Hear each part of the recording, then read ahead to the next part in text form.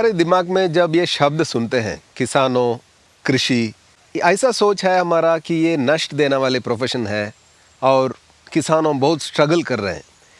ये तो सच ही है, लेकिन ऐसा भी किसानों हैं जो बहुत प्रॉफिट कमाते हैं। हमारे एक फ्रेंड है राजेश कुमार, जो एक एस्टैब्लिश्ड एक्टर है और अभी कृषि में लगा हुआ है।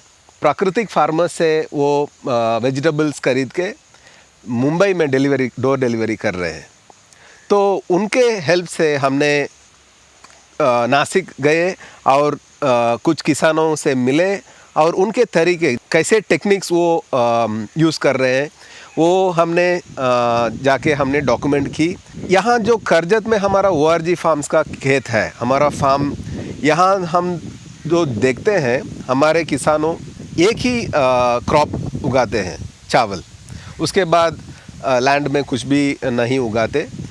लेकिन नासिक में हमने सुना कि साल भर वो वेजिटेबल्स का कल्टीवेशन कर रहे हैं। तो हमने सोचा क्यों हम वो किसानों का जो भी 10 साल 12 साल में से कर रहे हैं वो हम क्यों नहीं यहाँ आके हमारे किसानों को ये हम बता दें। तो राजेश जी के साथ हम निकल पड़े नासिक के ओर। आप भी आइए।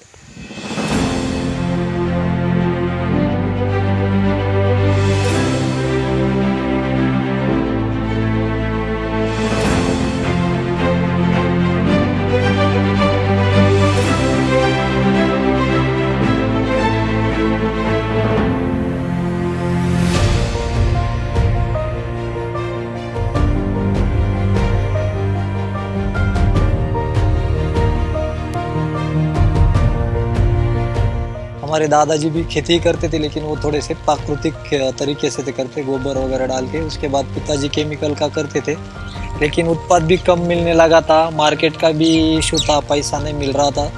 तो हमने फिर मिट्टी बचाने के लिए 4 साल से अभी ये सुभाष पालेकर नेचुरल फार्मिंग चालू किया है। ज्ञानेश्वर जी अपनी ज़मीन पे क्या क्या उगाते हैं? ये प्लॉट में कुछ एग्जोटिक है, जिसमें चाइनीज कैबेज है, ब्रोकोली है, लेट्यूस है, जुकेनी है। देसी बीज में तुरिया है, उसके बाद गिलकी है, भिंडी है, धनिया लगाया है, मेथी लगाया है, कैबेज है, गेंदे का फूल भी लगाया है, बाजू में मक्का भी लगाया हुआ है, ऐसा बीट भी लगाया है। 16-17 वैरायटी लगाया है 30 गुंठे में। ये मल्टी लेयर और मिक्सर फार्मिंग क्या होते हैं? हमने इधर ये मल्टी लेयर तरीके से मिर्च लगाया हुआ है, शिमला मिर्च, ये लेट्यूस है, ये मेथी है और इधर मूली। तो एक की बेड़ पे 5 फसल लिए हुए हैं। अगर अपना मेन फसल खराब भी हो जाता है तो अंतर फसल से अपना खर्चा निकल के आ जाता है, तो हम लॉस नहीं होते। मेन फसल शिमला का है, इसमें अंतर फसल लेट्यूस लगाया है, मेथी लगाया है और मूली लगाया है। अगर अपना मेन फसल का जो शिमला है उसको मार्केट भी नहीं होगा APMC में, तो भी हमको मेथी से लेट्यूस से पैसा मिल जाएगा। अगर एक फसल में लॉस जाते तो भी दूसरे फसल से हमारा उत्पाद निकल जाता है, तो किसान इसमें लॉस नहीं होता। प्राकृतिक खेती और नॉर्मल खेती में क्या फ़र्क है? केमिकल और ऑर्गेनिक खेती में आपको सब चीज़ें बाहर से खरीद के लाने पड़ती है। प्राकृतिक खेती में हमको पूरे निविष्ठा घर पे बनानी पड़ती है खुद को, और ज़मीन से उठाना है और ज़मीन को ही दे देना। उसमें खर्चा भी कम आता है और फसल भी अच्छी आ जाती है।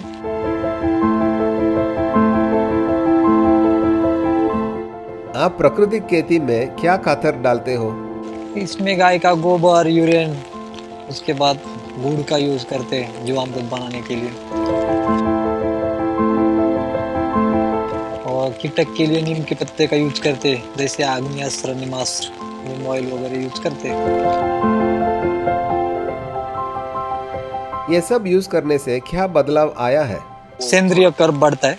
अगर उसकी एक बार मात्रा बढ़ जाती है तो कोई नीचे से देने की कोई जरूरत नहीं पड़ती ज़्यादा, पानी भी कम पड़ लगता है उसमें, और फसल भी दुगुना निकल जाते हैं।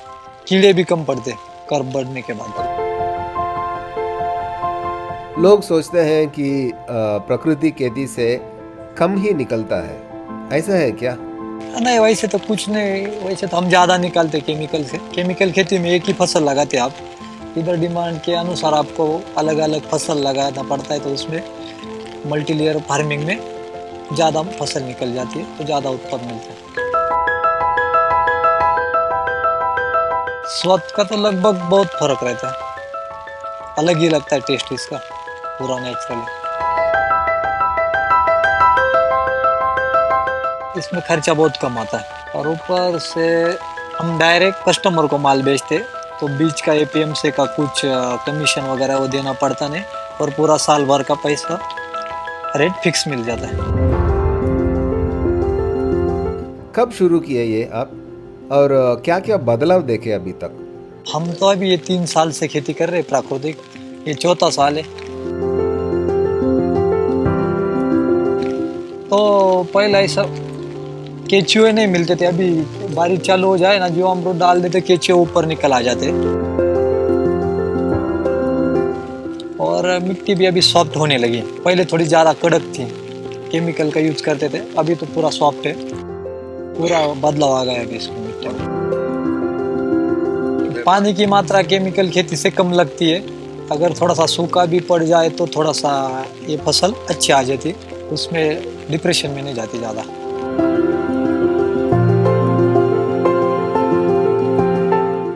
कीटाणुओं को कैसे कंट्रोल करते हैं? नीम ऑयल का करते हैं, नीम के पत्ते का नीमास्त्र बनाते, अग्निअस्त्र बनाते, दुष्कर्णी बनाते उसका, और बुरशीनाशक के लिए जीवामृत का छाछ का ही स्प्रे करते। फ्लावरिंग स्टेज में छाछ गुड़ का प्रयोग कर दे। कुछ किसाने बोलते हैं कि इसमें लॉस हुआ है, आपके विचार? नहीं, आप तरीका गलत यूज करते इसलिए कम पड़ता है, लेकिन जितना रासायनिक खेती में काम करते उतना किया प्राकृतिक खेती में तो उत्पादन 100% ज़्यादा ही मिलता है।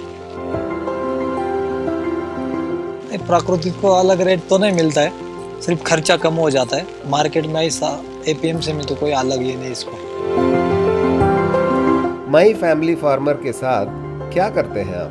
मेरे फैमिली के साथ जुड़ने के बाद हमारा माल डायरेक्ट खेत से निकलता है और डायरेक्टली कस्टमर के पास जाता है, तो बीच में जो कमीशन वगैरह जाता है एपीएमसी का, कुछ एजेंट का, वो देना नहीं पड़ता, और पूरे साल भर का हमको रेट फिक्स मिलता है।